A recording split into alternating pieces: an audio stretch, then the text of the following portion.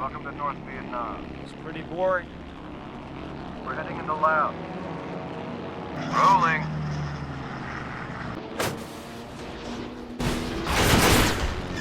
Oh, man! Peter, pull up! Let's get out of there!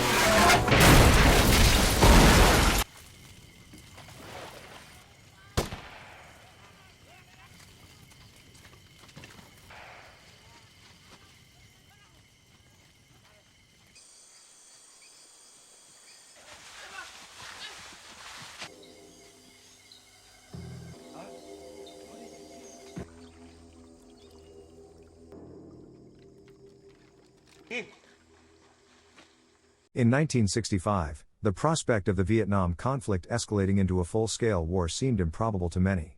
However, one of the early indicators of the turmoil to come was the United States' covert bombing of strategic targets in Laos. In broad daylight, military fighter jets soared over rural farmland, unleashing a barrage of bombs that obliterated crops and homes alike. Meanwhile, aboard the USS Ranger in the Gulf of Tonkin, pilot Dengler and his Navy squadron gathered for a pre-mission briefing. Their objective was to conduct operations over northern Vietnam to disrupt enemy supply lines. Due to the classified nature of their mission, the squadron was sternly reminded not to disclose any details, even to family members. To prepare for their operation, the squadron viewed a survival training film that demonstrated techniques for evading capture and signaling for rescue in the wilderness. Many found the instructions somewhat absurd. They were also permitted to request modifications to their gear and rations. Dengler, for instance, asked for a hidden compartment in his Navy boots to stash his American passport during the mission.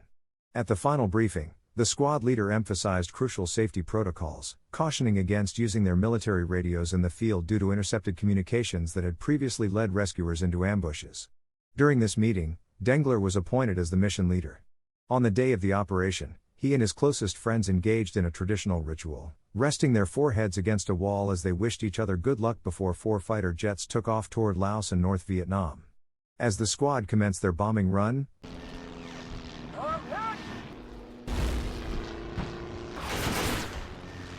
local forces quickly retaliated, and Dengler's jet was struck, sending it into a perilous descent. Demonstrating exceptional piloting skills, he managed to crash land safely but found himself pursued by Lao soldiers. He sprinted through the fields and sought refuge in the jungle.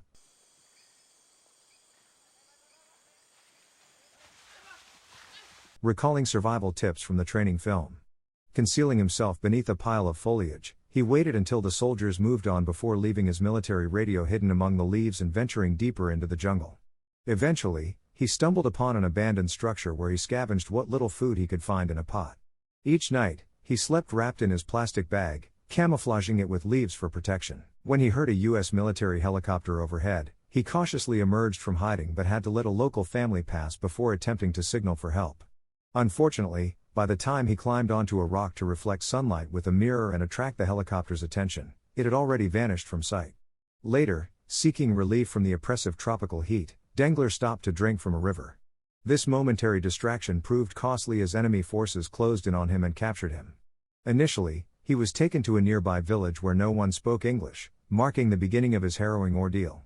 Dengler finds himself bound in the heart of the village, his desperate pleas for a bathroom ignored. He endures an entire day on the ground, exposed and vulnerable, while the locals gaze at him with a mix of curiosity and disdain, as if he were a wild animal on display. A child taunts him by dangling an insect inches from his face, adding to his humiliation. The following morning, he is taken away once more, crossing a bridge into a more remote part of the jungle. When they pause to rest, Dengler observes the men skillfully building a fire, keenly absorbing their techniques. Occasionally, helicopters fly overhead, prompting his captors to hastily drag him into the underbrush to avoid detection. During these moments of respite, they take pleasure in tormenting him. They tie him to a tree and fire shots around him, deliberately missing to instill fear and leave him momentarily deafened. After enduring relentless walking through fields and hiding from the helicopters above, they arrive at another village where Dengler is unceremoniously thrown into a truck bound for the capital of Laos.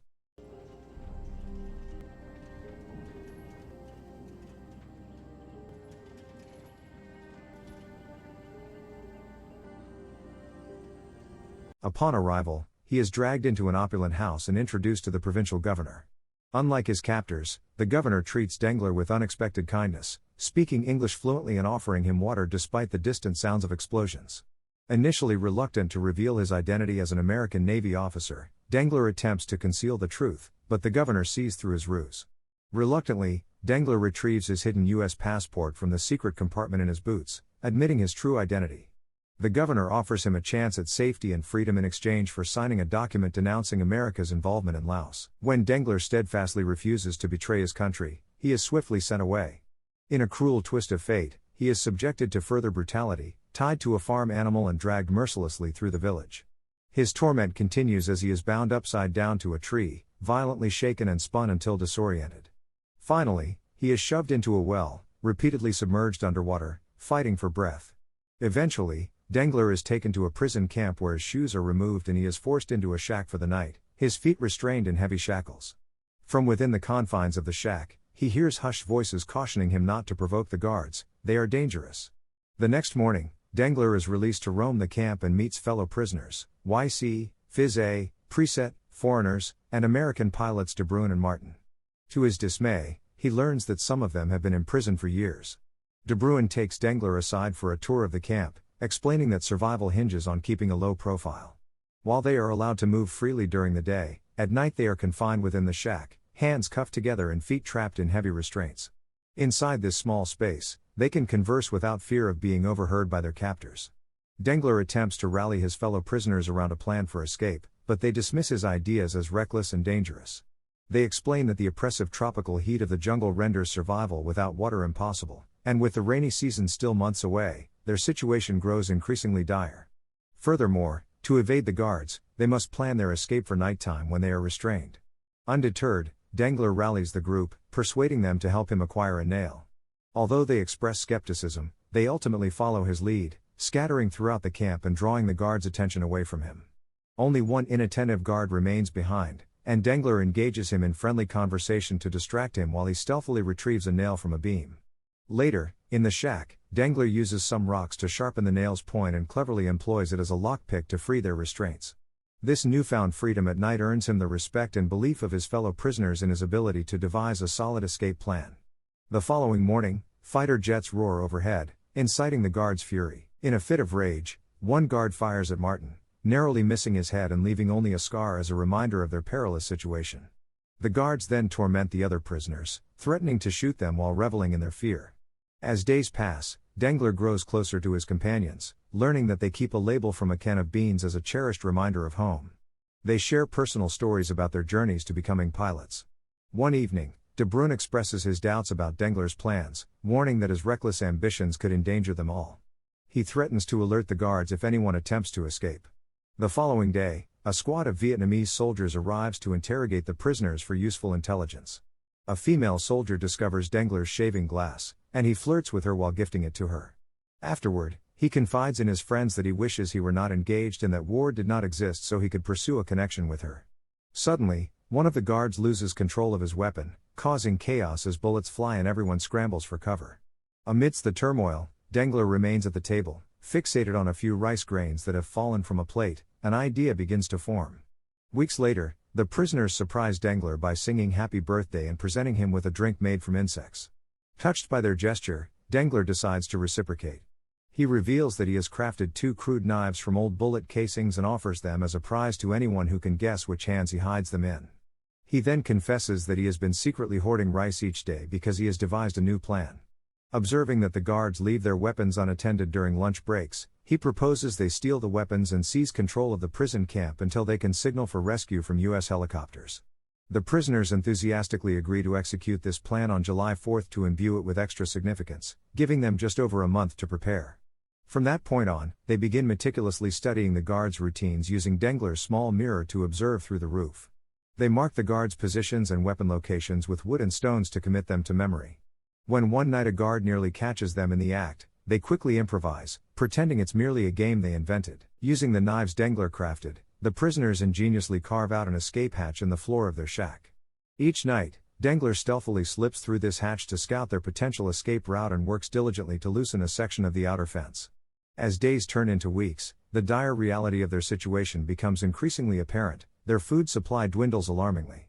Yet, the small guard with whom Dengler has formed a bond continues to discreetly save him a small ball of rice. Eventually, the guards cease providing them with any real sustenance, serving instead a bowl of worms. De Bruin insists he will eat his meager portion of rice, but Dengler warns him that if he consumes it before their escape, he won't release him from his handcuffs. Dengler's unwavering belief in his plan leads him to forego the rice entirely, opting instead for the worms. One morning, the sound of helicopters fills the air, but the guards respond by firing warning shots into the ground to silence the prisoners. After the guards depart, Martin succumbs to despair, and Dengler reassures him that their freedom is imminent.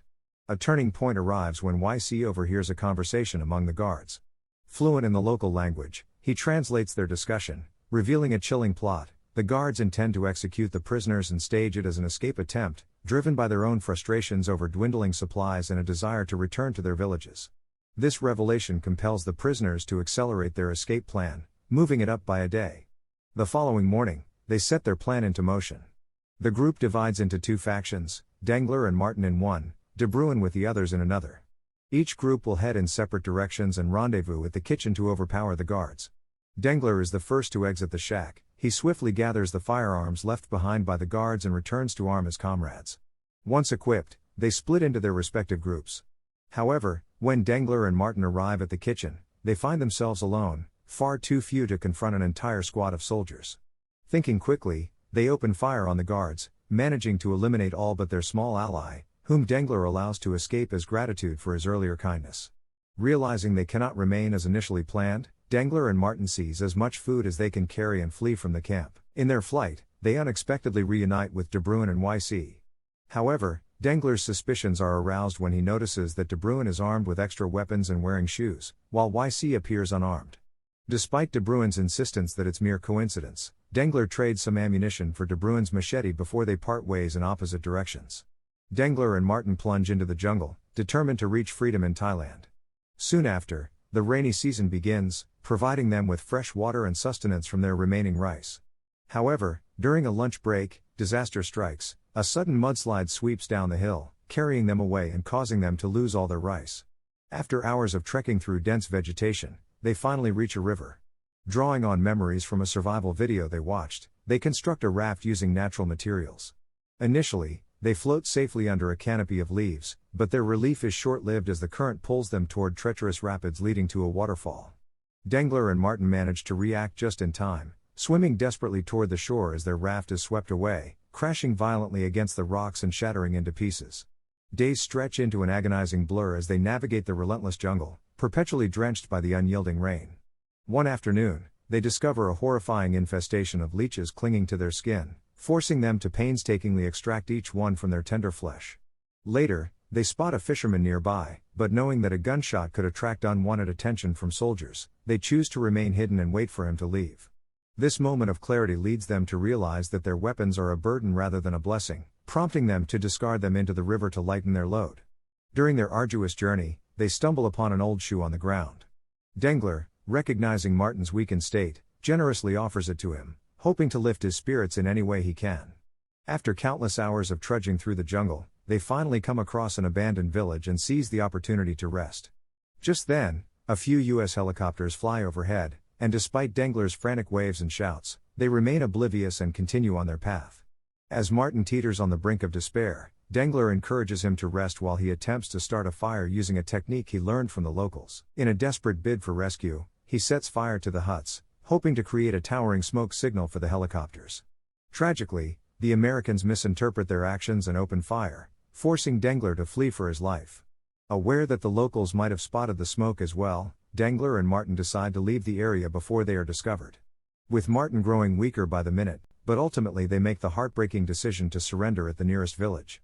They approach with open hands and desperate pleas for food, but the villagers, seeing them as enemies, react with immediate violence. Martin is killed before Dengler's eyes. In a blind rage, Dengler brandishes his machete wildly, causing the villagers to retreat in fear. He snatches Martin's shoe and flees into the wilderness. Though pursued by the villagers, Dengler manages to conceal himself in the underbrush. As days drag on, exhaustion and starvation begin to erode his sanity. He starts hallucinating that Martin's ghost is beside him. Clinging to survival, he stays close to the riverbank, waiting for locals to pass so he can scavenge any scraps they leave behind. On other days, driven by desperation, he hunts for food, eventually resorting even to capturing and consuming a snake raw in his fight against starvation. One fateful morning, a U.S. scout plane glides overhead, and Dengler waves a large leaf in a desperate attempt to signal for help, reminiscent of the video he had seen earlier. Initially, the plane appears to overlook him, but hope ignites when two helicopters soon arrive, ultimately rescuing Dengler from his harrowing ordeal. In a twist of fate, some local villagers, witnessing the helicopters, rush in to attack. However, the American soldiers swiftly respond with gunfire before taking off. One soldier recognizes Dengler and graciously offers him a candy bar, a small yet meaningful gesture amidst the chaos. Upon arriving at the U.S. base, Dengler is immediately taken to the hospital for recovery. Due to the classified nature of his mission, he finds himself under the constant watch of two CIA agents who prevent him from sharing his harrowing story with anyone and bombard him with repetitive questions in an attempt to extract intelligence. Although Dengler is eager to reunite with his original squad, the agents deny him any chance of leaving. One afternoon, Dengler's squad arrives at the base with a birthday cake on a pushcart and a heartfelt letter from his fiancée, pretending it is his birthday. The CIA agents, momentarily swayed by the celebration, allow them a few precious moments together. Seizing this opportunity, the squad sets their plan into motion. Moments later, the agents watch unsuspectingly as the squad rolls away with the pushcart. However, as soon as they are outside, they reveal that Dengler is hidden inside the cart and swiftly usher him onto a helicopter, finally liberating him from the confines of the base. Eventually, Dengler returns to his beloved naval ship, where he is greeted by the entire crew. The moment is electric as they erupt into loud cheers, celebrating his return with overwhelming joy and relief. Thank you for watching. If you are new, don't forget to subscribe for more recaps. Until next time, have a nice day.